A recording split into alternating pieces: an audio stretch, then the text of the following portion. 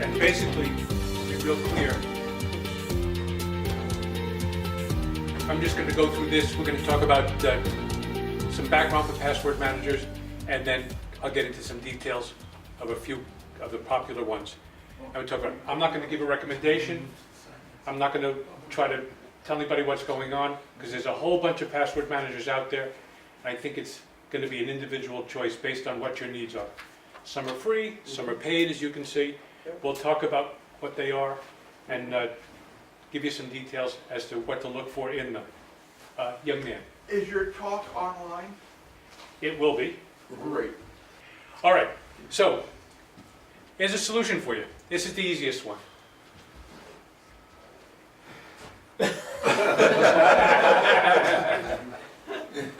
I'm done. Any questions?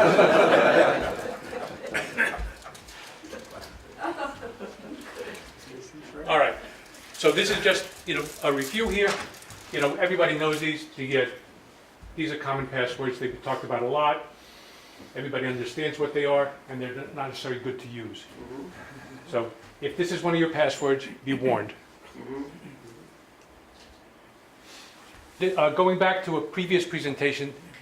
Maybe please stand over there so that they can see you. Would that work for you? Yeah. Previous presentation, Bob Eckert gave a talk about passwords. He talked a lot about cracking them and how long it takes. And so, just to give you some background, and that's the first part of this, we'll just talk a little bit about background and passwords and why they're important.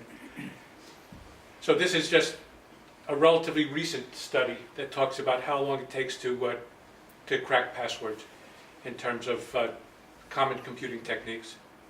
And is that, what platform is doing the cracking? I mean, a supercomputer? There's going to be a sequence of slides. They're all on the same platform, and it just sort of says that it's relative time. 12 characters being cracked in 2 centuries. That may or may not be the right answer, based on a supercomputer or whatever it is. Yes, ma'am. Is that the same? I mean, if you use like words, like that were 12 characters wrong, like I hate sushi or something like that, is that still? Pretty much. Yeah. Okay. Because the computer doesn't care whether it's a word or not. It can just take 12 alphabetic characters and just keep trying them one after another, a gazillion a second. Now, many systems blow up after you try 3 or 5 passwords. Sure. I mean, that's because they don't want the brute force attacks. Yep.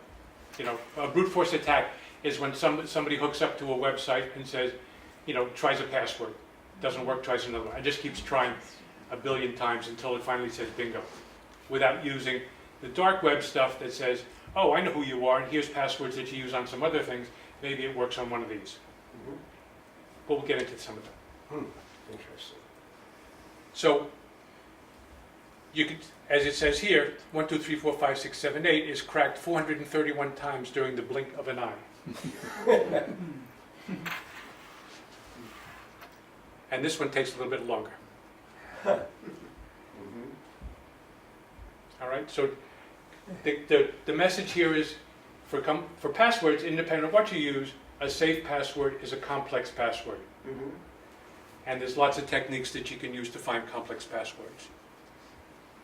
And to your point, in terms of computing power, pretty much this is what's happened. We start out in 2000, about 1,400 days, and at the end we're down to about half a year. Peter, Yeah. Can you go back to the previous slide for a second? The lower one there seems to say that the recommendation that people use to use uppercase and lowercase and other kinds of things doesn't do any good. Well, clearly it does more good than this, Yeah. right? So I wouldn't say it doesn't do any good. It's better than not using it. Everything is better than not using it. And we can talk about good passwords and what they are. And what that leads into is you don't necessarily have to have a 200-character password that is only in Cyrillic, so that you can't remember in order to be secure. You have different passwords for different applications, and they're all different, is the best security you can have. We can talk about that a little bit as we go on. So let's see what we have here. I can do this. Oops.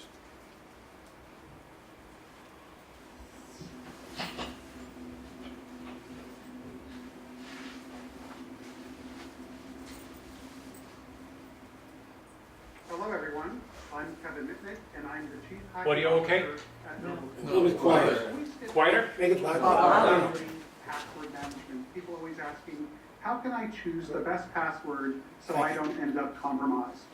So what do I recommend is that people get away from passwords and start using pass phrases, or what I like to call pass sentences. And those pass phrases should be 25 characters or more. I know what you're thinking. Wait a second. That's too long, 25 characters? How am I going to possibly remember that? Well, you know what? It's really simple. How about a simple sentence? Is I went to the beach today and swam in cold water, right? Something that's so easy to remember, but so hard for an attacker to crack. Now, you can make it a little bit more complex and misspell one of the words in the sentence.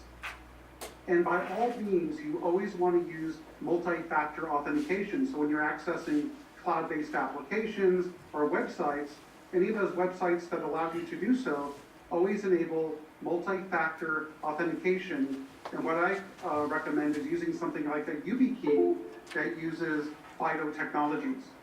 The other thing you need to do is actually choose another pass phrase for your password manager.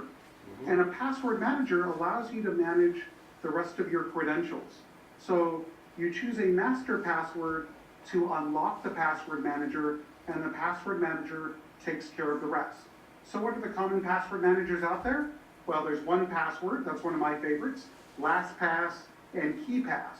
And you can actually configure these password managers to randomly create, for example, 15-character passwords. Like if you're using sites that don't allow you to use anything over 15 characters, you could actually configure your password manager to do that for you.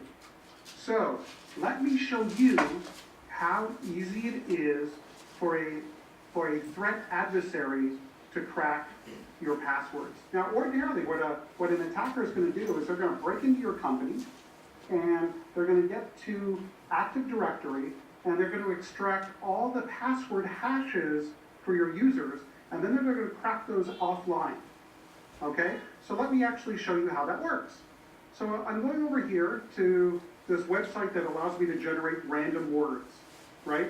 So we're going to pick words that are 14 characters long. Right here, I put in 14. I'm going to hit generate. So all this is doing is generating a word list, because I just want to pick a random word. So I'll just, I'll pick something long. Quadrilateral, right? So I'm going to pick that word, and I'm going to plug this into a different website, a different web form, that allows me to convert this word to leet speak, right? So instead of, an I, it might be a 1, or instead of an O, it might be a 0. I'll show you what happens when we do so. So let's pick a random number. Well, what's the date today? Let me go over to the date. It's September 12th. So I'm going to go ahead and stick in a 12. And then let's pick two symbols, two random symbols. We could use a star, we could use a $sign. So then what we're going to do is take this string here, this word, 2 numbers, and 2 symbols, and we're going to convert it to leet speak. And here we go. And if you take a look here, right here, this actually looks quite complex. You wouldn't think that an attacker could crack that password if that is the password you're using to log into your computer. What is leet? But what the truth of the matter is, I don't know. an attacker can do so quite easily. So let me actually show you how that works. So I'm going to copy the password. I'm going to go over to my password cracker, and I'm using 8 GTX GPU. So I get billions of password tries a second with Windows NTLM hashes. That's in the billions, not the millions, the billions. So what I'm going to do is run my program. I'm going to put in the leet speak credential that looks like complete gibberish. I'm going to hit enter. And then what my program does is it generates here an NTLM hash. Because Windows doesn't store your plain text password in the operating system, it stores the NTLM hash. in Active Directory and in the operating system. So what I'm going to do is I'm going to hit enter to continue, and there's going to be a little bit of a pause because my cracker has to actually start up. So let me hit enter. And as you can see here, we have the 8 GeForce GTX 1080 cards. So we get an extremely fast rate of password cracking.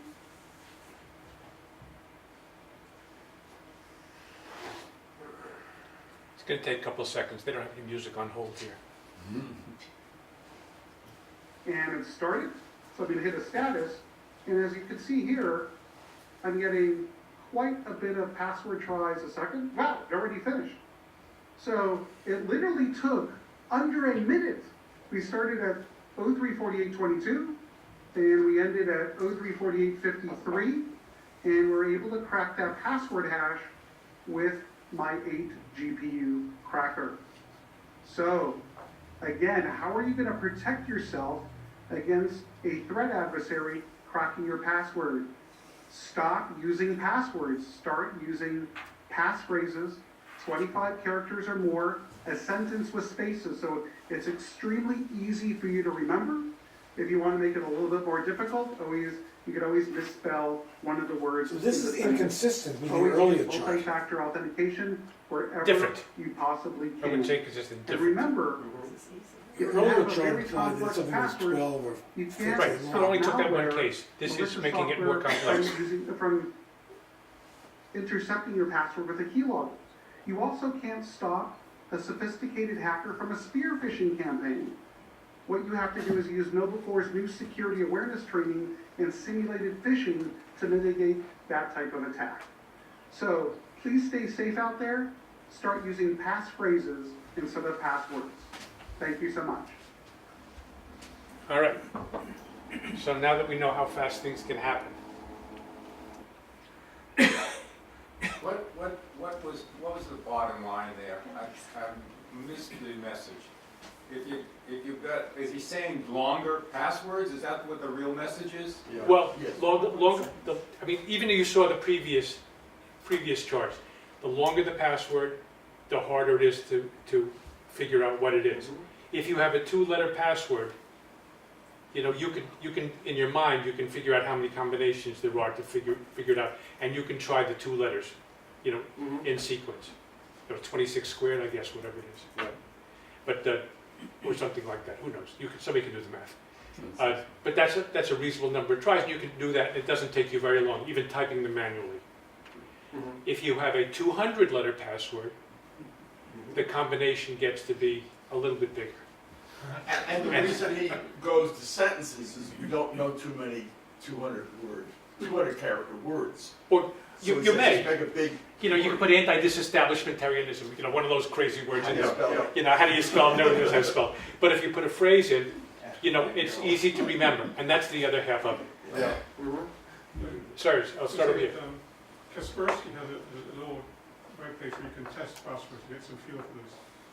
So password crackers know about dictionaries, so words are much easier for them to find than complete random things. So if you want to start with it, try that Kaspersky site. And Kaspersky has them, and I didn't do a large search, but I believe there's many places out there that can help you in terms of passwords. Even using something like delete speak that he talked about here, where you change, you know, your letters into numbers and stuff like that, so it sort of looks quote unquote. Yeah, yeah. 1 second, there was some hands here. Yeah, I would think, you know, a phrase of common words that makes any sense to the individual that made the phrase would be relatively easy to crack. Sure. Once you start cracking a little bit of it, I don't know. It just doesn't make sense to me that that would be a really good thing. Well, it could be, but you know, you're depending upon someone understanding what you did is you took the first stanza of the Star Spangled Banner, you took the first line. Oh, say can you see, Yeah. right? And you're assuming that somebody can figure out the rest of it. I know some people that have passwords that take, oh, say can you see, take the Star Spangled Banner, and they use the first letter of the words. You know, so whatever works for you, and I really want to stress that. You know, this is a technique. It is one technique. There are many techniques here, and everybody has their own thoughts. You'll probably get to this, but a lot of websites and programs have restrictions on their passwords, like special characters, numbers, uppercase, blah, blah, it goes on and on. And so it would become much harder to use something you can remember if, Exactly right. and characters are missing and from some of them, or, And all these things talk about why it's important, A, to have a unique password for each site that you visit, and B, some sort of tool is necessary to manage all these. All right, in a second city, yes? So if you have like one really good password that's a sentence that, is a lot of characters, can you just like change one letter for each site or something like that, or like? Absolutely. sure. Yeah, Because otherwise, I mean, I know there's password managers, but for me, I don't. let me be clear, there's no rule or one, You can't have the same password, even though. you could have the same thing, 1, 2, 3, 4, 5, 6. You can put it on everything if you choose. If you're worried about security, the problem is that password is probably connected to you somewhere in the dark web. It's already out there. So once they understand that you, Sue Jones, has password 1, 2, 3, 4, 5, 6, and your email address is suejones@gmail.com, that combination can be used to try all the different sites that are out there. Banks, financial institutions, whatever. And if you choose to do something like that, all of a sudden, you're very vulnerable. It seems that there are 3 different levels of things you want to protect. And the first group are banks, brokerage accounts, places that could really cause you problems if they were cracked. And your master password. And your master password, yes. Well, assuming you have a password manager. But let's not assume that. Right. In the second category, there may be stores, LL Bean, whatever. If somebody cracks that, maybe they could buy $1,000 worth of stuff, but they're not going to destroy your lifetime. And then the third category is things that you don't really care about if somebody knew. So for example, if this club had a password, which it doesn't, but if it did, then maybe you don't really care if somebody cracks your password to get into here. And so you could probably, there are many things that I just use 1, 2, 3, 4, 5, 6, 7, 8, 9, because they're so unimportant. Let me write that down. Because they're unimportant, and it doesn't matter if Peter cracks that one for me, because I've got no data in there that's financial. But I'm really careful about banks, brokerage accounts, etc. It isn't just financial though, what about your good name? So, And on the financial, it's important to differentiate between accounts like bank accounts and things that you buy with credit cards, because the credit card is always made good by the vendor. Well, And except you don't want to be on the wrong end of You don't it, wanna trying to be- make it good. that's right. Larry, you had a question? Yeah, I forget the name of it now, but there's a site that has all full of nonsense words. It has a couple thousand of them. And you can pick 5 of these nonsense words. And you think the and bad put them guys don't know together and about make that? a 25 letter, 30 letter thing. They're easy to remember. And it doesn't make, there's not common words that can be found in a But the bottom dictionary. line is, as he alluded to, dictionaries are out there. And just because a few hundred words seems like a large dictionary to you, a few million words is a small dictionary to a computer. Correct, but what they encourage is a long password. They Right. go through this entropy No. discussion on Right. how you want to make it long. Right, and all that stuff. Yeah, Steve, you had a question? Yeah, will you be addressing password recovery questions? Oh, Where were you born? What was the name of your first I'm girlfriend? not going to talk about, because that's really site-specific and what they want to do. I'm But not going to the talk about answer that. the point is that if you give an answer like I was born in Milwaukee, people can find that out and they can recover Then and they know steal the the answer. password from you. Right. So lie. Why? What? So lie. Why? Well, Bingo. no, As long as you remember the but the lie. point, You gotta but you remember can't, why. if you go to some financial institutions when they're verifying you, They use data mining to Yeah. find out what your dog's father's name was. And if you put the wrong thing down there, they know what the right answer is. So Usually it's correct if I put dog down for anything related to a pet. there we go. And besides, I seem to be missing something. I thought if you're hacking a place, they'll kick you out after 3 or 6 attempts. Yes. That's So what am I site- missing? That's site specific. Some sites have that, some sites don't. And you're talking about what you should use for a password, it's that kind of thing. But if you have a simple password, and depending upon how important you are, 3 times may be okay, and when you have 10,000 computers trying 3 times each, every couple of minutes, eventually you're gonna get there. Or 1 million computers trying 3 times each. That happens? Of course it happens. I can make this up right now, but I'm sure it's happening. Yeah. If you're, okay. Right? If We you should probably move on. So let's go ahead. Yeah. So here we go. That's your basic password thing. So a password manager is all this sort of stuff. We just talked about this, and why we should use a single password. You guys have read this already. I'm not going to talk about it. I have a friend who swears by getting a nice, complex, long word that he can remember, and then putting 3 numbers after it and just changing those 3 numbers to different permutations. That works. For different, yeah. And as I said to begin with, there's probably 30 or 40 different tricks in this group that we could all use that are similar. Yes, sir. What would happen, you have one password to get into the password manager. What happened if you forgot that? How could you get in? You're screwed. Hopefully I you change could. your underwear to start with. Yeah. No, you're in trouble. I mean, Yeah. because the way we'll talk about, in fact, we'll talk about that when we talk about password managers. But that's really the linchpin to the whole thing. If you lose your master password or forget your master password, you're basically in deep caca. Yeah. Tattoo it on the bottom of your foot.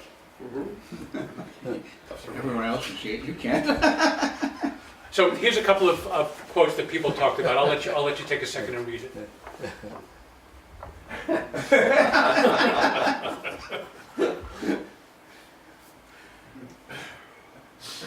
And this is really important. At the end of the day, the most important thing is that you find it easy to use, so you stick to it.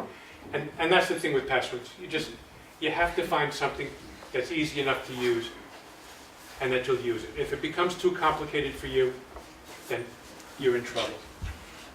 So there are 2 types of password managers. One is cloud-based, and the other is local. So cloud-based, we talk about synchronization across devices, encryption, and ease of use. So synchronization across devices means that the password manager I have on my laptop is the same password manager I have on my phone, the same password manager I have on my iPad, and all this stuff. It happens, and they're not all Apple devices. They're mixed devices, but the software works on all platforms, and the common password manager is used on all of them. Encryption, we talked about this earlier with, you just mentioned it with the master password. Decrypt the passwords on your local device. So when I start up my phone, I get the downloads the current version of the database from the password manager onto my phone, and it uses it. Nothing in plain language is stored in a cloud. So it's stored encrypted in the cloud and decrypted locally. It's re-decrypted again when I open up on my laptop, decrypted again when I open up on my iPad. I make a change in one device, it goes to the cloud, and it's synchronized and brought down to the other devices. So they're always in sync. What happens if you're on an airplane? If you pay for the Wi-Fi, you're fine. Okay. No. I use RoboForm, and it brings down a copy. So if I have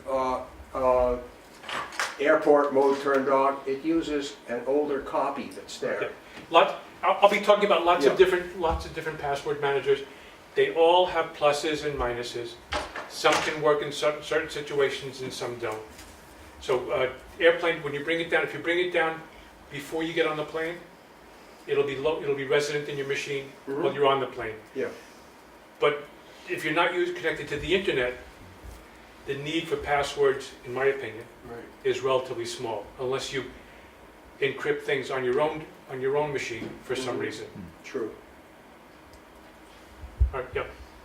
If there's somebody listening into your computer at home, for instance, you're keystroking your password into the machine, versus a password manager like you're talking about that downloads the encryption, shall we say, decoder, why couldn't they get that too?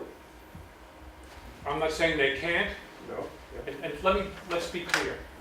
In my personal feeling, is that any of these things, passwords, anything else, it's all the locks and robbers game.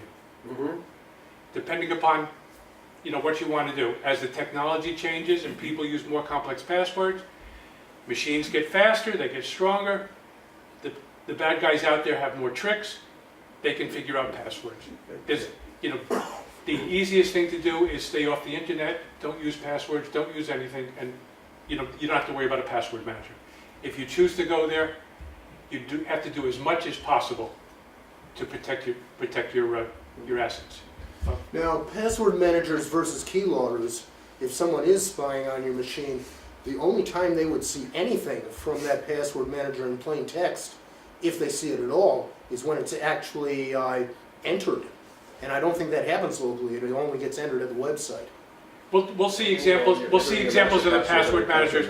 Is that your master password is the only thing. When password managers actually go to fill in a form on the internet, when you have that kind of password manager, if you don't cut and paste and stuff like that, a lot of it's through the clipboard and doesn't go through the keyboard device driver. I get a little technical there, but it doesn't go through the keyboard device driver. Therefore, the keyboard logger will never see it. It goes to a different set of software. Yes, ma'am. On the devices, there's also that thing called incognito. So if you go incognito on the online, does that affect anything or no? I'm not sure how incognito works on with all the browsers. Yeah. The browser doesn't remember anything that you type in. I just, that's all that I remember, know about this. So that it doesn't affect anything. No, I mean, if there's a bad guy that happens to be on your machine or a bad piece of software that's keeping track of everything you type, whether you're incognito or in Spain or Italy, it doesn't make any difference. It's going to capture whatever you type and send it up. Just to be clear, incognito means it's not going to store anything about your web session. Yeah. After you close out that window. It doesn't mean anything else. So the most important thing for most people is your history of where you've been. That's what it's going to make incognito. And also the thing about incognito, I can't speak for all browsers, but I believe all browsers, cookies are stored in a different location so that they're not persistent. So if at some future date something bad happens to your computer, they look at the cookies, which are tracking devices to tell you where you've been. They can't see where you've gone. So that's to me, that's the most important aspect of incognito, if I choose to use it. So here we go.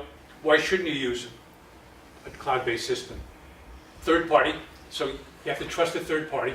Somebody else has the information.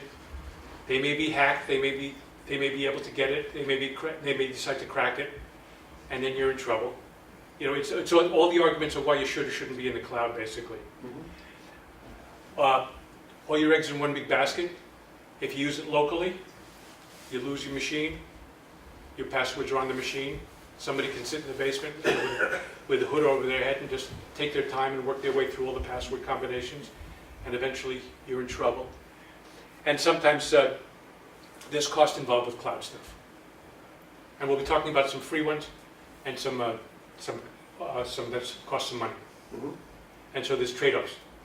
There's basically no free lunch in this thing. Yep. So, getting to the nuts and bolts. There's a couple of slides here, and what I did is I just looked out. There's a bunch of references at the end of this, and it's where I got all the information for these charts.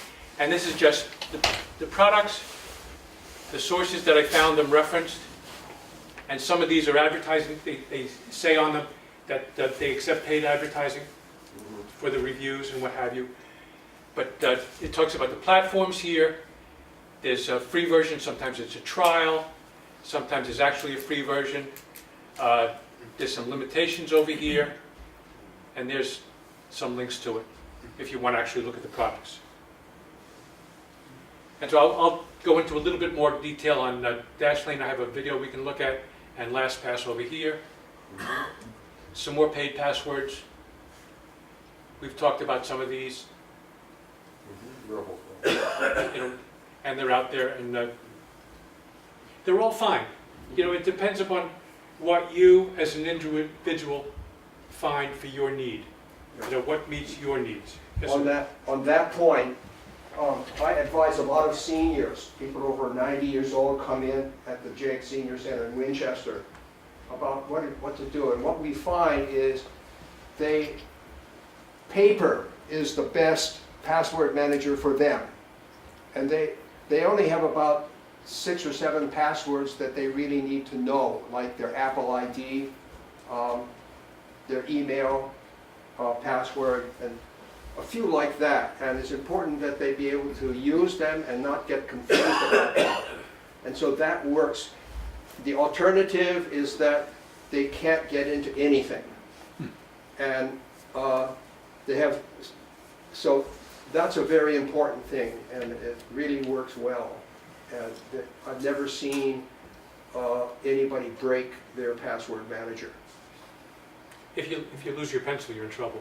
That's right. But they're always in trouble when they come in. One lady, 95 years old, came in. She lost the Apple ID password. But she then restored the Apple ID and misspelled the email address on the Apple ID, and Apple accepted that. Oh. So we first, to change the password and recover it, they had to send the back channel as the Apple ID password, but it was misspelled, and so it wasn't the real email address. And Someone else got it? Tom, you had a question? that was a long process. Do you have any information? The thing that always bothers me is, are these rogues themselves? Is there any industry that evaluates these to see that they aren't the crooks themselves? The only way I can answer that is that you can go to the websites where I got the reviews, and you can read the reviews about these, and they give some fairly sophisticated reviews of these products. And A couple of years ago, Kaspersky was accused of being a pawn of the Russian government. Right. And many people went away from Kaspersky. Kaspersky is one of the names on here for a password manager. Now, I, for one, am probably nervous enough not to want to get something from them. I also wouldn't want to get something from a company that has 8 people, because the chance of them going out of business is much greater than the chance of Symantec going out of business. How about the Russians buying Symantec? No, there's lots of stuff. Passwords and paranoia, they both start with P. And so does poultry. So does poultry. And it's a fine kettle of fish we're in now. One second. And it's important that you can be paranoid and go to your paper and pencil. Just don't lose the paper and don't lose the pencil. Yep. Or you can look at technology. If you're technology phobic, these tools are not going to help you. You're not going to feel comfortable using. Remember this slide that we went back a couple of slides ago? The most important thing is for you to feel comfortable to use it, and something that you will use. If you're not comfortable, you're not going to use the tool, and whether it's the best tool in the world, it's not going to help you, because you're not going to be there. Yes, sir. I find the password manager is very helpful. One, you don't have to carry paper around, especially if you're, let's say you're at Pete's or someplace like that, and you want to access an account. You don't have to lug all your pieces of paper. You have it accessed there. So it does have advantages on its flexibility, if you will. And that's why there's a whole bunch of these guys. And here's a couple of free ones. And then we'll talk about. So this is a short video, I don't know how long it is, it's a couple minutes. But let's talk about what's going on here with this card. I can do this. Hey guys, welcome back to another tech tip. In today's video, we're going to look at using a password management software. Check it out.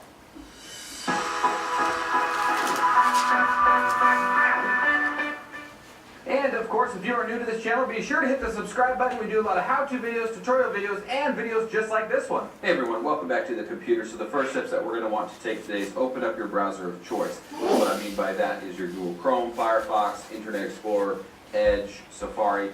LastPass has an extension for most of those. So what you'll want to do, again, open it up. I'm going to use Chrome in this case, and I'm going to go ahead and navigate over to lastpass.com.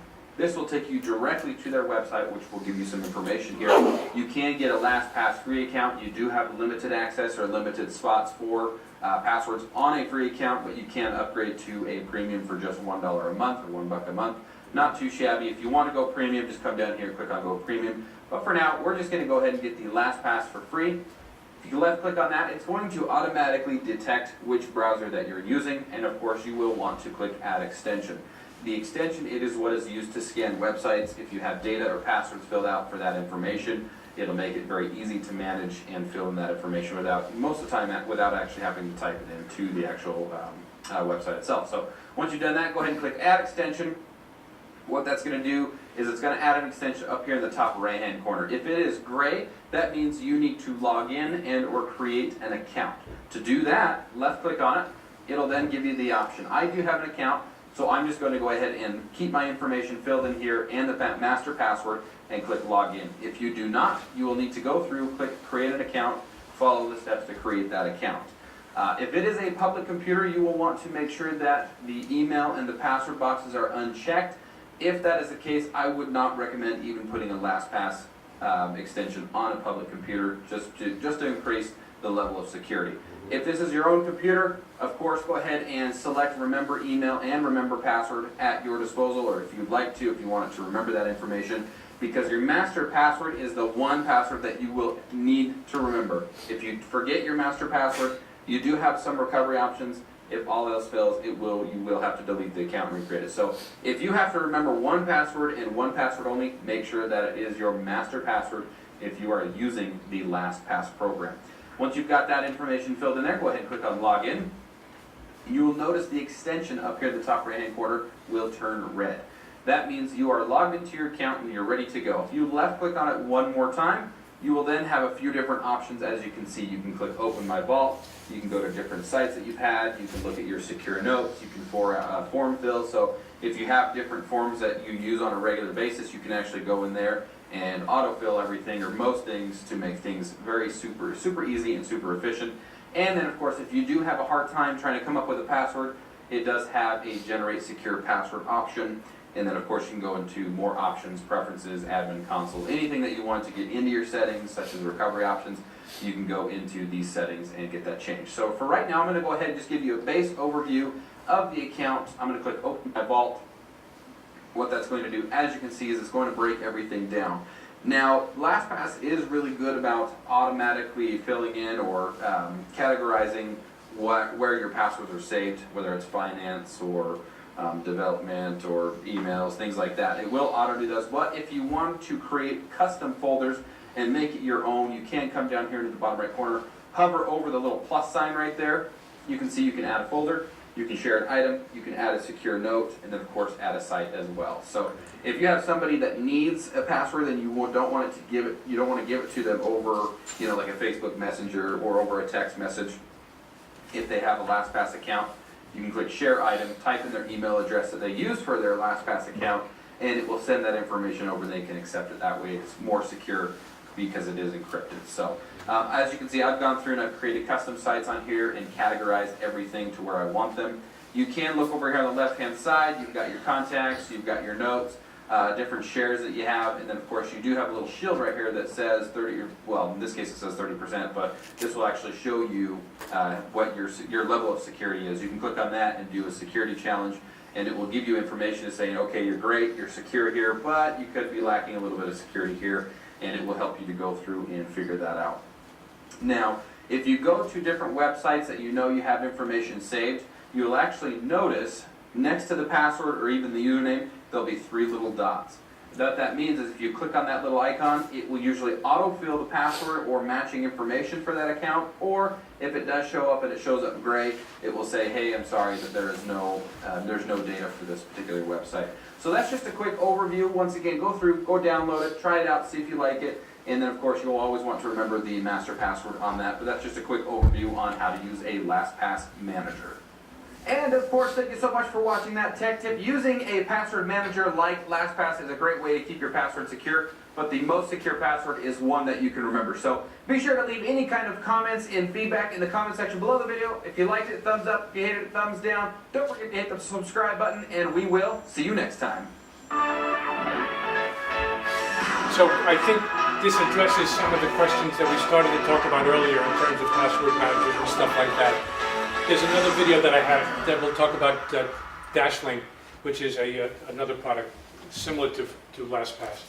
I happen to use it. I like it. I know lots of other people use LastPass as one as well. So we can get into some of the weeds a little bit if we want to talk about that. You still have a question, Tom? Do you have any comments on, like Firefox, you can say, remember my password, and they have some master password that allows that to be turned off or turned on. Do you have any comments on that? Those are passwords that are stored locally on your computer. It is no different than, I shouldn't say no different, it's similar to what Keepass does and some of the other local managers that store passwords on your machine. They can be hacked pretty easily. They're not necessarily encrypted. So you probably don't want to use the local manager, on Mac OS or Windows to store those passwords. Well, I don't understand. I mean, Apple is been great in terms of respecting privacy and enforcing privacy. Why would you think that the Apple mechanism is crackable? We went through the very first video. Yeah. Where the guy used an algorithm to crack the hash. So even if they are hashed, it's crackable. Having passwords locally is almost like having your own two-factor authentication, and we can talk about that a little bit if you want to get into it, because that's related. You have everything you need right there. You have the applications you use, the logins, and some form of password. You lose your computer, the bad guy just has to spend some time, and you're in trouble. Yep. I think what you really want to find out is for the sites that make a difference to you, is there a limit to the number of times that they allow you to put in a password? In some cases it gets reset back to 0 after, a day, or if you call in the help desk. But there are many sites that I've gone to where the limit is 3 or 5. Yep. As I said, John, my opinion is that bad guys really want to get into your account. They will. 6 billion bots later, they're in your account. Probably. All right? Yep. So the point is, But all things being equal, the people in this room are probably not on the top of the list For bad guys. for bad guys. Absolutely. Yep. Absolutely. And it's protecting your home. Do you have a double lock or just a single lock? If you're really not worried about it, you just have a single lock and it's fine. If you have a deadbolt as well, you feel a little bit more secure. Is a bad guy going to break the window in the back and walk in?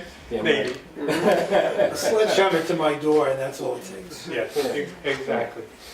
Yeah, I would think the list of password managers that you put up there are probably among the highest in terms of, I want to break into this. If you talk to Russians or Chinese, whatever. As opposed to individuals, like in this room. Yeah, you got a bank account or a broker account or whatever. I mean, the real treasure chest is on that list. Yep. That's true, but I wouldn't want to necessarily be the person trying to access those accounts. There have been breaches of a couple of those cloud-based systems. About a month ago, 4 of them were breached. Right? Yep. They've been, over the years, they've been breached. To date, no one's account has been impacted because of the breach, because of the security involved. They're seeded hashes in the cloud. A seeded hash is much more difficult to break than a regular hash. What happens with a seeded hash is they take your password, and before it's processed, they may insert, like every third character, they may insert a couple of characters and store it that way. The person who's seeding it knows what that seed is, and then they hash it. So therefore, breaking the hash requires knowing what the seed is. And going backwards from that, it becomes infinitely more complex. And you can read about that if you want some more information. But basically, I've read nothing as recent as yesterday in looking at some reviews of password managers that anybody has had a problem with password managers being hacked and data being stolen as a result of the password managers. And I think that's very important, because if one of these very important managers was hacked, it would be all over the web. Yeah. If your site locks you out, it seems to me you can't use 10,000 computers, or that you can't use the brute force method. Is that true, or? Well, let's take John's concern. You want to go to your Fidelity account, they lock you out after 3 times, and then you're locked out for a day. Right? Right. Or, I don't know, some may make you call up and, like Right. a bank. Or something like, well, maybe it's 20 minutes or It's something pretty like that. annoying.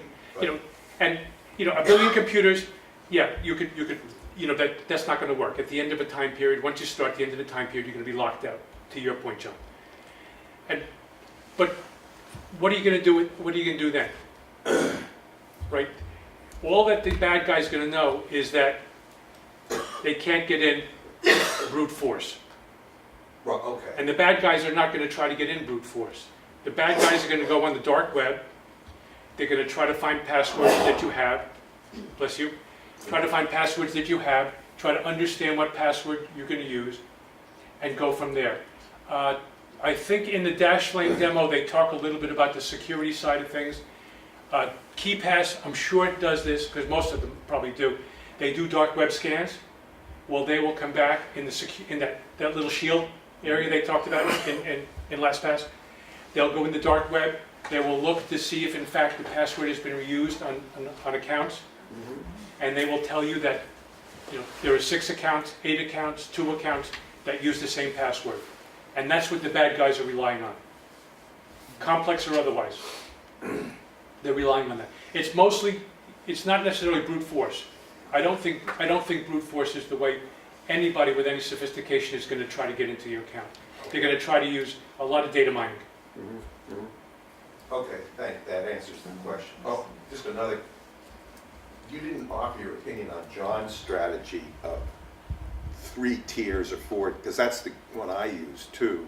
For ones I don't care, I just use the same. My opinion is real simple. I don't have any tiers. Okay. Every password is sacrosanct. For every single account that I have, and I think there's maybe a couple hundred. That's because you use a password manager. Right, and to me that's the advantage. I can't even tell you one of the passwords on any of the accounts. I don't know what they are. They can't torture you. Pardon me? They can't torture you. Because I use a password manager,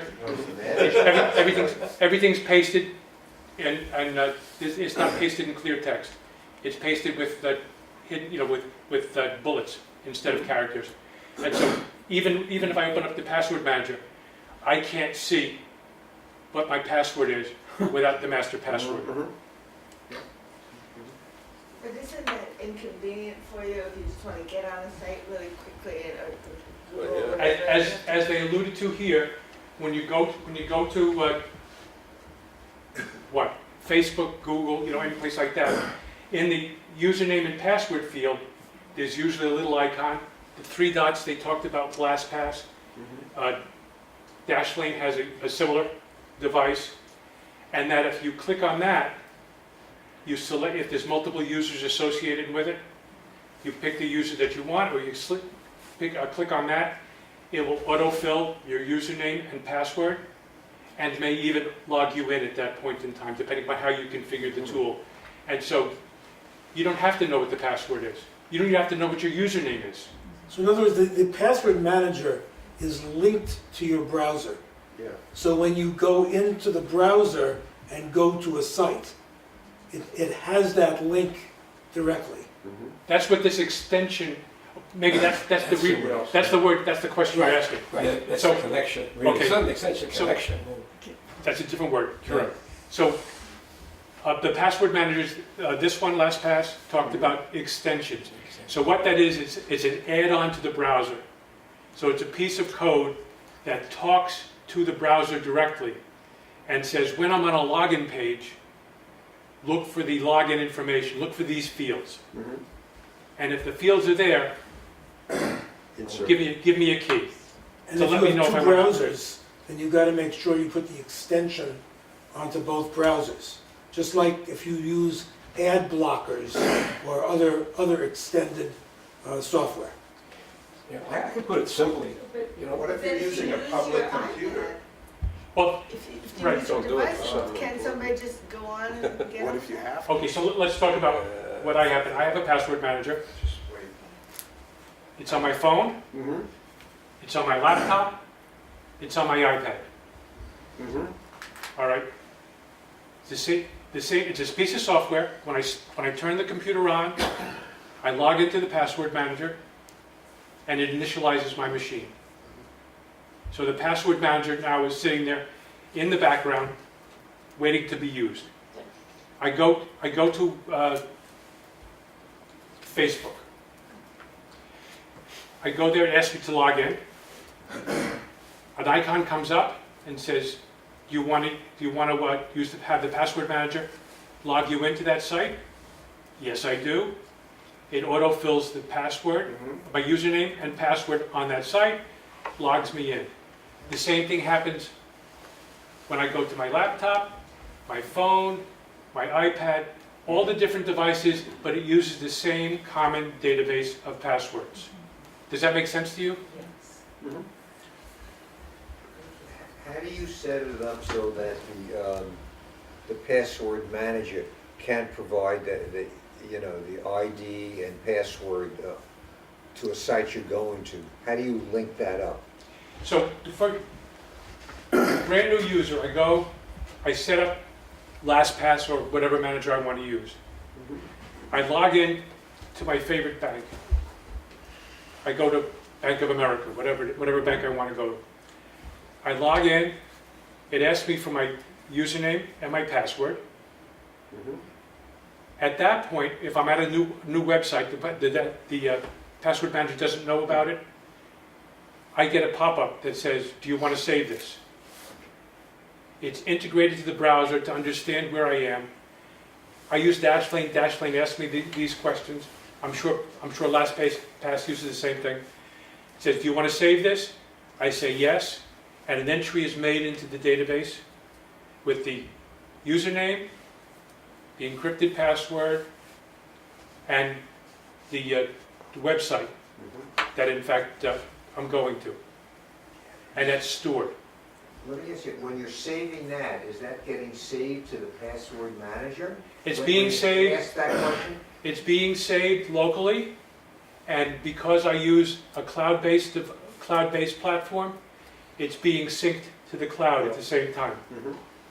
So it's instantly available to my phone, to my iPad. But how, okay, let's say you have it saved. Let's say I go to, say, an Apple site or something like that, and they say, what's your password? How can I link the password from my password manager to autofill? So we talked about it here in LastPass. When you set up LastPass, if you're in a public site, I would not recommend doing it, number one. And that's in capitals. Because what that means is you're giving someone an entree to your passwords. They have your user ID and they understand what's going on, and maybe they can crack your password and get access to your password manager. So I would never do it on a public site. On a private site, your home, it's absolutely use it. But public sites, I would never use it. So what do you do at a public site if you need desperately Well, a public computer? if I have to use a public computer, I'll look at the password here, Oh, okay. And then, because I have two-factor authentication as well. So I look at the password here, And then you type and I it would in. type it in. Okay. yep. John? It seems that if you've opened up your password manager, you've gone in through your secret word to get into the password manager, and you've done it on your smartphone. And now you leave your smartphone out on the desk in class and forget it. At that point, your smartphone, as long as it doesn't get turned off, is open to the password manager. Until you get to the lock screen, and then you're Yeah, dealing with the Apple lock screen. And so there's, It's more than 30 seconds, but that's the definition. Yeah. That's moot. Go, finish your okay, thought. so, and that's where your risk is. So, Sure. so it's Well- always seemed to me But that's all it that is. you really want to avoid using a smartphone out in the world someplace. Well, let me to answer your connect question to things. differently. What happens, and I'm going to speak from Dashlane because that's the only one I have experience with, so just take it with a grain of salt. I'm not trying to sell the product, but that's just the one I happen to know about. Every couple of minutes, even at home, I have to re-log into Dashlane. Ah, okay, so that's the important thing. Yep. You can change that and say, as long as you're on a session, don't force me to log in. But, you know, just because they're not paranoid, they're not out to get me, I choose not to do that. So that solves my problem. So that even if they steal your phone, it'll be locked after a short period of time, and you have to re-log in again. And I have two-factor, and on the phone, the two factors are on the phone, but other computers, they're not. Tom? If you set up Dashlane on computer A, got it all set up, you got a master password. Now you go to computer B. Right? Well, my first part of the question is, what do you do to get logged in on computer B? Yep. And part two of the question is, what prevents this guy from doing the same thing and then trying various passwords? Okay, so the way that works is you download your password manager once, as I talked about here. You download it, install it, you use it. That's good. Use it on your home machine or something like that. You go out to the store, you buy a new iPad, you want to put it on your iPad, which is what you're talking about, correct? So I would go, and then I would download the password manager again. And remember it says you always have an account, sign in? You just sign in. Because it's cloud-based, it says, oh, I know everything you need to know. So you log in with your credentials from the cloud-based, from the local application. It downloads your passwords from the cloud, and you install the appropriate extensions on the browsers Okay. on that device, and you're good to go. What prevents him from doing it? He has to know your master password. Yep. So it's the same issue that they could try. If right, there's no three strikes you're out on these things. Yep. More importantly, going back, related to these things, two-factor authentication is key for security. And I think most of you know, but maybe if you don't, two-factor authentication means that besides a password, you need something else. Yeah.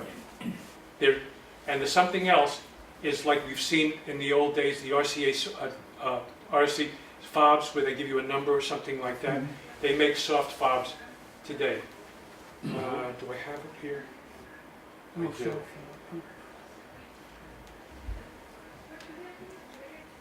I don't know if you can see it, but that's the Google Authenticator.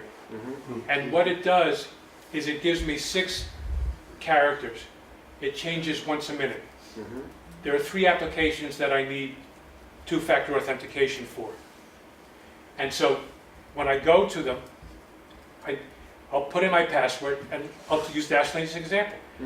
I go to Dashlane, I open up Dashlane, it asks me for my master password, it says thank you very much, and now it says what's from your two-factor authentication. And I need to put this number in, it happens to be the middle one here. I need to put this number in before it'll actually open up the the That's application. Google. And let me use it. And this works this is one tool that'll work with anybody that wants two-factor Is that authentication. pressing it, or do you have to enter the number? By touching it, it puts on a clipboard, and then if I'm on here, I can touch it, puts on a clipboard, and I can paste it. If I'm using the machine, my laptop, I have to use the 6 numbers and type them. But it's a second factor. Sir. One Pardon? thing, What was the question?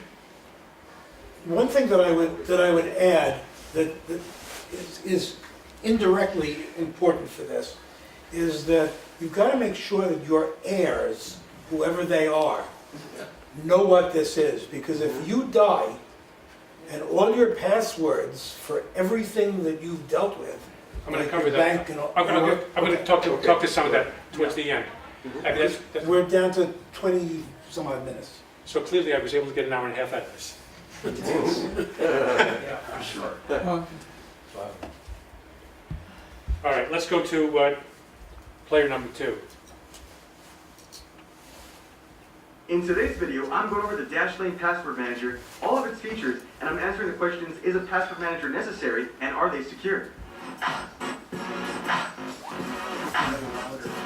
Hey guys, welcome back. This is Eric of Immersive Tech TV, and on this channel we review awesome tech, gadgets, apps, and accessories. So if you're new here today, definitely feel free to subscribe to catch future videos just like this one. Also guys, just to let you know, if you'd like to learn more about Dashlane after the video, I'll link their website down below in the description.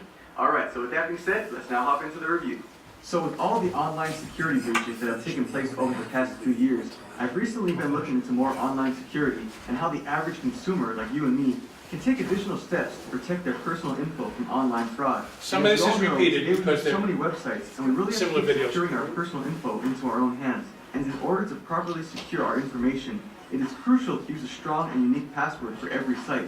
Now, while you can do this without a password manager, most people don't, because it's simply too time-consuming to keep track of hundreds of different passwords on our own. So instead, we often just take the easy way out and memorize a few easy-to-remember passwords and reuse these on all our social media, personal, and financial websites. So this is where a password manager like Dashlane comes in. And what a password manager does is it securely keeps track of all of your passwords by creating unique passwords for all of your accounts, remembering them, and then instantly autofilling them for you on all of your websites. When I was looking to Remember we talked about the little icon there? That's the Dashlane icon. We call it Impala because it's in here. But that's the signal on a form that says that Dashlane's available. It'll fill it in for you. If possible, free as well. When you first get started with Dashlane, you can either import your old And here's the passwords, security manually thing we enter talked them when you about. browse the web, It was or you can 35% generate on the other complex one. passwords for you. It then encrypts these passwords locally, uploads them to the cloud, and stores them in encryption. And it will sync them across all your devices depending on the Dashlane. And it gives you some plan detailed set. analysis, Now, in terms of reused. compatibility, Dashlane does have All sort of standalone stuff. browser extensions for Chrome, Firefox, and Internet Explorer. You can also use it on both Android and iOS devices, as they do also have apps for those phones as well. But more than just holding the passwords themselves, a password manager is really beneficial for entering personal information, such as credit card info and passwords on an unsecure website or unsafe computer with a possible key logger. This is a very common way for credit card info and personal information to be stolen. With Dashlane, it can enter your passwords and credit card info automatically without you ever having to type it in or even know it. So this is a look here inside the Dashlane password dashboard that you can download to your computer or laptop. Now, like I said, they do also have browser extensions for Chrome, Firefox, and Internet Explorer. But right now I'm going to show you the actual dashboard that you could download to your computer. So I'm going to go over all the features right now of Dashlane and show you how you can reach them inside the dashboard itself. So the first major feature of Dashlane is its password generator. So if you click right here on Tools and where it says Password Generator, now this is where you can go to generate strong and truly random passwords based on your set criteria of the password length, and if you want to use digits, letters, or symbols. So as you can see, you could easily adjust this scroll wheel here, this line right here. The shortest length password that you can make is a 4-character password, all the way up to a 28-character Notice password. the color changing as the complexity gets generated. You can choose if you want to use letters, digits, symbols, to truly get random, unique passwords for every single website of any length that you need. And depending on the characters you need, it can be digits, symbols, and letters, etc. Once you find a password that you like that's very unique and complex, you can always just copy the password, and it's now been copied to your mouse, so you can paste it into the website that you're using, are also pasted as a new saved password in your Dashlane dashboard. The other cool thing about Dashlane is you don't actually have to be in their dashboard here. You can also be browsing the web, and if you go onto a new website and you want to create an account and save a password, it can save it right there for you on the web, and with their browser extension, you can instantly save the password to your Dashlane account. So this is an inside look at the Dashlane dashboard here. This is where you'll go to access all the different features of your Dashlane account when you're not using the browser extension on Chrome, Firefox, or Internet Explorer. So basically at the top here you do have your password manager where it stores all your passwords. I'm going to blur these out here for privacy reasons, but you know, as users of the internet we can often total up to hundreds of passwords as time goes on before we even know it. So this is a great way to store all your unique and complex passwords without you having to remember them. The second thing you'll notice in the Dashlane dashboard is the actual security dashboard itself. This is kind of the main hub here where you can see your actual security score where it analyzes all of your saved passwords in your Dashlane account and will analyze how safe and secure they are. So as you can see, my security score is extremely low right now. I've just recently started using Dashlane and I have a lot of work to do here, but they're going to help me make it a fast process to improve my score. So as you can see, they'll give you instant suggestions right here on popular websites where they recommend replacing your password with a new, stronger one. So for example, they recommend replacing a Facebook password here. It says replace it with a strong one. So you can click on this replace now button and it will take you straight to the website where you can instantly use their browser extension to create a more complex password. It will then save that new complex password in your Dashlane account. So for future times you log on to Facebook, it will then auto-log you in with that new complex password. And they do also give you further detailed analysis on all of your passwords based on all of your accounts, your weak accounts, your reused accounts, old accounts, and compromised accounts. And I'll get more into that in just a bit. Another cool feature with the Dashlane Password Manager is it also has a secure digital wallet feature. So as you can see here, you can add in personal info such as your name, addresses, websites. You can also add in payment cards, credit cards, debit cards, PayPal info. And if you're wondering why would I want to do this, the reason is because once you have this payment info and address info saved in your Dashlane account, when you log on to shopping websites in the future, you can actually have Dashlane autofill this information for you. You can autofill your address, autofill your name, autofill your credit card or debit card or PayPal info securely and easily, so you don't have to remember it and you don't have to type it in every time. So let's take a second now to talk about security, because when it comes to password managers, one major concern with all password managers is that since all your passwords are protected by one single password, really how safe is it? So firstly, when it comes to a password manager such as Dashlane or any password manager for that matter, you want to make sure to use a very, very, very complex password for your password manager. Then all you have to do is remember one complex, extremely complex master password, and Dashlane or whatever password manager you're using can generate hundreds of unique passwords for all your websites. Secondly, Dashlane does support two-factor authentication, which does also allow you to add a second layer of security on your Dashlane account. They do support two-factor authentication apps such as Google Authenticator app and the Authy app, as well as a U2F security key such as the YubiKey with the premium version. And basically what this means is that if someone were to ever crack your Dashlane master password, they would still need the randomly generated code sent to your phone's app, the Google Authenticator app or the Authy app. And yes, you can choose whether Dashlane will require the second factor on every login or just when you or someone else attempts to log in from a new device. But again, when it comes to security, the key thing to keep in mind here is that no security system is 100% safe. As security breaches are occurring on popular websites more and more often, it shows that anything can eventually be breached. This means that even password managers can also potentially be breached. However, the good thing with Dashlane is that every single password stored on Dashlane is individually encrypted and hashed because companies such as Dashlane are built on security and their reputation. So in theory, if there were ever a mass breach on Dashlane, they would have enough time to notify their users to change their passwords before the stolen passwords were decrypted into their actual state. But at the end of the day, when it comes down to it, guys, in order to increase your online security, you really need to have unique complex passwords for each individual website. I personally think it's easier to remember just one very hard complex password than many unique ones. And Dashlane and all password managers in general are much better at generating truly random passwords with a mixture of letters, numbers, and special characters than we as humans are. It's also really helpful to know that Dashlane does not store your master password anywhere on your computer or on their servers. So no one knows your password but you, not even Dashlane.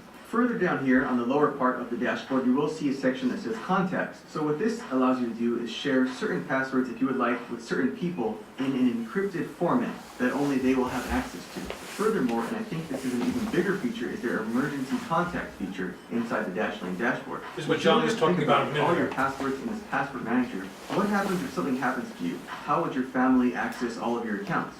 With their emergency contact feature, you can actually set up an emergency contact or contacts to inherit all or some of your passwords by providing them a unique password with one caveat. You can set a waiting period before the emergency contact is granted full access. And you can set the waiting period to range anywhere from as low as 24 hours all the way up to 60 days. Now, in the event your emergency contact ever tries to access your passwords when they shouldn't, you will be sent an email notification from Dashlane to which you can deny access. And they will only be granted access to your passwords after the waiting period has passed and if you have not denied access to them doing so. Now, I do want to cover a few more features that I think are really convenient inside the Dashlane Password Manager, one being their password changer. So not only do you have the password generator feature, but you also do have the password changer feature. And what this allows you to do is it allows you to change one or even dozens of passwords in a single click. You can access this right here from going to Tools and then Password Changer, or you can also go to your passwords and right here where it says Password Changer. Basically, this will allow you to replace old passwords with strong new ones, and again, that will then increase your password overall security score. Once you do change these passwords on your accounts, they are instantly saved to Dashlane across all your devices, and they will autofill for all of your websites in the future going forward as well. And one other cool feature I really love with Dashlane Password Manager is their security alerts feature. So Dashlane does actually monitor over 500 of the most popular websites on the internet, and they will send you instant security alerts straight to your computer and Dashlane dashboard, as well as your phone, when any of these sites suffer breaches and if any of your accounts are compromised or at possible risk. I think this is a really convenient feature from Dashlane because if one of your passwords is ever compromised, you can then use the password changer inside Dashlane to instantly change your password right away. Now again, they will send you notifications to your phone or computer. And you can also access this again inside the Dashlane security dashboard where it says compromised. This is where they will also update right here if any security breaches on popular websites have taken place recently. So let's talk about pricing, because that really is the important part when it comes to any subscription service you plan to use. So in terms of the pricing, Dashlane actually does have a free-to-use version, which I think is great for most users. The only caveat with the free version is that you cannot sync your passwords across multiple devices, such as your smartphone and tablet. With the free version, you can only use Dashlane on a single device, which would basically be your computer or your phone. Now, if you would like to sync your passwords across all your devices, you will need to use the paid version of Dashlane, which does cost $39.99 a year and lets you install and sync passwords across all It's actually a your little more devices, like I expensive said. now. So, as you can see, the free plan I think is really great for most users. With the free plan, basically, you get unlimited password and data storage on your single device. For most people, that would be their computer. You do get the security monitoring services and breach alerts straight to your email and computer as well. You can change passwords instantly with one click. You can generate and save strong, unique passwords. And also with the free version, they do include 30 days of the premium trial, so you can try it out, syncing all your passwords across multiple devices to see if you really need that. Now, with the premium version, which as you can see comes out to $39.99 a year, roughly about $333 a month, you do get everything in the free plan, as well as a few additional features, such as the ability to sync passwords across all your devices, from your smartphone to your tablet to multiple computers and laptops. You do get secure account backup, which means that your passwords, again, are synced across multiple devices. So in case one of your devices gets stolen or stops functioning, you can access those passwords and other sensitive data on another device as well. And probably the biggest feature for me on the premium version is their support for a second factor authentication U2F key, and in this case they do support the YubiKey, which is a popular second factor authentication key that you can carry with you, an actual physical second factor authentication. You cannot use the YubiKey on the free version, but if you have the premium version, you are able to use the YubiKey with your Dashlane account as a second layer of authentication to protect your Dashlane account. Now, if you do have the free version, do keep in mind that you can still use two-factor authentication with either the Google Authenticator app or the Authy app, which are also excellent options as well, both better than your smartphone number itself. So overall, guys, I do feel the Dashlane Password is an easy-to-use password manager for beginners to password managers like myself, and it's packed with many convenient features for people looking to improve their online security. I really like how it monitors websites for breaches, allows me to generate and change my passwords at the click of a button, and autofills my passwords on all the sites I use. And again, the premium version is more expensive than other password managers, but from my initial experience, I really do feel that the free version of Dashlane does offer a lot of value and benefits for most users, and for most users I think it will be enough. Now, if you do want to take advantage of syncing your passwords across multiple devices and also having the ability to use a YubiKey to protect your Dashlane account, then the premium version might be worth it for you. And again, if you guys would like to learn more about the Dashlane Password Manager or just try it out, I'll link their website down below where they go in more in depth on all the features I talk about in this video. And that pretty much sums up today's review on the Dashlane Password Manager. Let me know down below, do you guys use a password manager? And if so, which one do you use? So I hope you guys enjoyed today's video. If you'd like to see my review of another popular password manager, LastPass, or my comparison video comparing Dashlane to LastPass, feel free to check out those videos right over here to the right. And lastly guys, if you have any questions about the Dashlane Password Manager, or password managers in general, feel free to leave your questions down below and I'm always happy to connect with you. Thanks again for tuning in, and I'll catch you guys in the next video. Speak so slowly. Yeah. All right, so I think we talked about a lot, he answered, not answered, but he addressed a lot of the questions that we talked about. John's point, I've done that. My kids are executives of our state. They have access to Dashlane completely, so I don't have to worry about changing a password and telling them, oh, I changed the password to the bank. I don't have to worry about it. They have it all. It's there. I trust them. They can do whatever they want. So that's something that's done. I don't have to think about it. And I sent out an email in the last week or so that talked about our digital assets on the web. Right. And this is one of the impetuses that that I found useful for that. You know, he said with a keystroke you can change the password, but let's say I have an Amazon password and it's not very good, so I want to change it, so I click on it. Do I have to also go to Amazon? No. And go to a change there? So the way it works is you open up, I'd show you on mine, but I don't want to show you my passwords. You would open, you write it right within the application itself. It says change password. It logs you into Amazon, brings you to the password change screen, presents you with the password generator dialog box that you saw there. All you have to do is click it, and you're done. In some instances, it may do it behind the scenes even. And it's there. It's really, really easy to use. That's what I found for it. It's not the cheapest. Let me be the first to say that. But it's probably one of the more complete. The other aspect of it that is not talked about here, it's a relatively new feature, is built into it. They have a VPN. And it's just a question of saying, turn it on. And you're secure. You said it has a what was the feature you said? VPN, virtual private network. Yeah, good idea. Another buzzword. That's Yeah, can you use the many device feature so that members of your family can also use the same Dashlane account? So, no, what we have in my house, my wife has her own Dashlane account. I have my Dashlane account. Certain passwords, like the bank, because it's a joint account, we share. Yeah. So she has her login, I have my login, but I have access to her credentials and she has access to my credentials. Yeah, right. So either one of us can log in as either one of us. Yep. The same thing with banking accounts and other things like that. So you can share the whole thing for state purposes. You can share individual logins. And you can give full access, that means I can change her password. Or restricted access means that I can just use her credentials. Yep. Cindy? How did you settle on Dashlane initially when you were just trying to figure out which one to buy? One of my friends it was one of the first ones that was out there. And one of my friends was using it and I looked at it. I think LastPass and OnePass, a couple of them were out there too. And it seemed robust and it seemed like it was the right thing to do. I tried the free version first, just like they suggested. I liked it. And I got tired of my wife saying, what's the password for XYZ? And you got her on it too. And now, it becomes automatic. It becomes automatic. And we don't know our passwords. Is there a Literally. Consumer Yeah. Reports article evaluating these?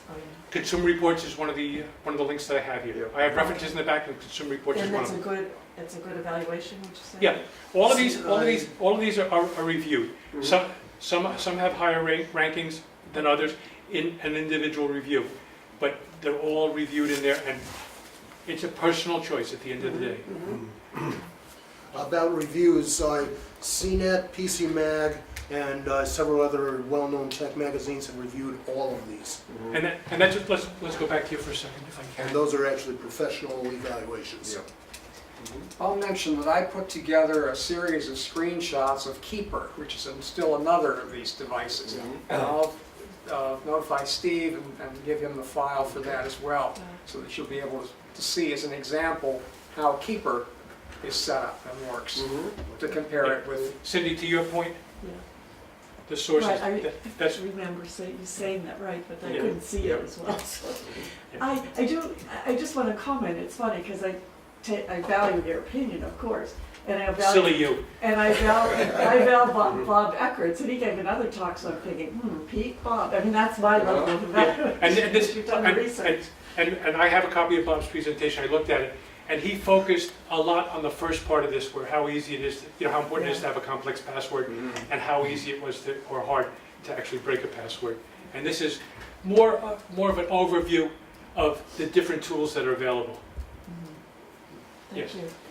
What is YubiKey or something like that? What is YubiKey is like a little device that you can put on your keychain, and it's a little standalone computer. And it does the same thing that the Authenticator that I had on my phone does, is that it's time-based, there's a little clock in it, and like every minute, it'll give you a new 6-digit number. So instead of having to come out my phone, open up my phone, go to the Authenticator, and do this, I just go into my pocket, and I'm assuming it's smaller than this.